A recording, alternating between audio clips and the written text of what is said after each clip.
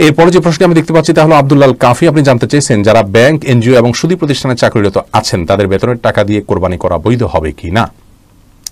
দেখুন, হারাম উপার্জন দিয়ে কোরবানি করলে সেটি বৈধ হবে না, এটি হলো মূল কথা।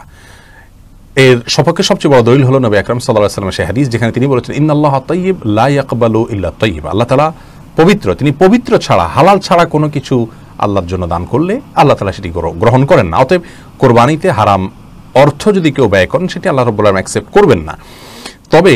ব্যাংক অথবা সুদী প্রতিষ্ঠানে বা কোনো এনজিও প্রতিষ্ঠানে কেউ যদি এমন কোনো পদে জব করেন যে পদে সরাসরি সুদের সাথে তার সম্পৃক্ততা আছে, সুদ স্যাংশন করছেন সুদের লেখক, সুদের গ্রাহক, সুদের আপনার সাক্ষী, সুদের হিসাব রক্ষক, সুদের স্যাংশনকারী, এরকম ব্যক্তি যারা, তাদের উপরে সহিহ মুসলিমের হাদিসে নবী সাল্লাল্লাহু আলাইহি ওয়াসাল্লাম স্পষ্টভাবে বিসম্পাত করেছেন।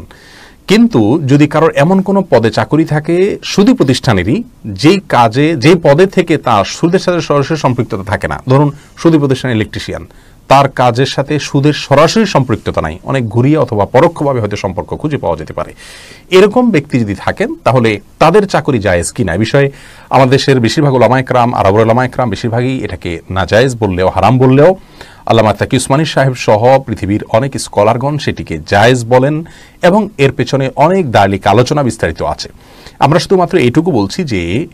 নিরুপায় অবস্থায় কারোর যদি অন্য কোনো বিকল্প ব্যবস্থা না থাকে এবং তিনি যদি এরকম কোনো পদে জব করেন যেখান থেকে সরাসরি সুদের সাথে সম্পৃক্ততা না থাকে, তাহলে তার জব জায়েজ হতে পারে, ইনশাআল্লাহ তিনি কোরবানি করতে পারেন, তার কোরবানি করা জায়েজ হবে। এছাড়া সরাসরি হারাম টাকা দিয়ে কোরবানি করা জায়েজ হবে না। আর কারো যদি হারাম উপার্জনের পাশাপাশি হালাল উপার্জনও থাকে তাহলে তিনি কোরবানি সহ আর্থিক ইবাদতগুলো হালাল উপার্জন থেকে করবেন, হারাম উপার্জন থেকে করবেন না।